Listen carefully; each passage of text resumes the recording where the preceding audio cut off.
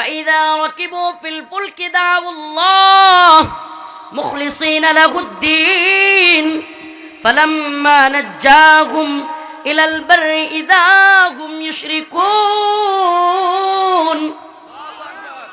আল্লাহ রাব্বুল আলামিন বলেন, যখন সমুদ্রের মধ্যে বিপদে পড়ে, এই আয়াতের শানে নুজুলটা একটু বলি। হযরতে আদি ইবনে হাতেম তিনি তখনও মুসলমান হন নাই। আল্লাহর নবী সাল্লাল্লাহু আলাইহি ওয়াসাল্লাম মক্কা বিজয় করে ফেললেন। সাহাবায়ে কেরামকে নিয়ে মক্কার দিকে আসতেছেন। এই কথা শুনে মক্কার কাফের মুশরিকেরা, যারা সাহাবায়ে কেরাম এবং রাসূল সাল্লাল্লাহু আলাইহি ওয়াসাল্লামকে নির্যাতন করত, নিপীড়ন করত, আওয়ামী লীগের মতো তারা যার যার অবস্থান থেকে পালানোর কর্মসূচি শুরু করলো।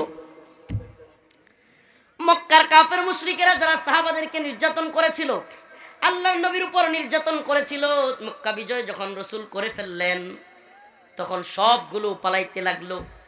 হযরতে আদি ইবনে হাতেম বলেন, আমিও পালাইতে লাগলাম।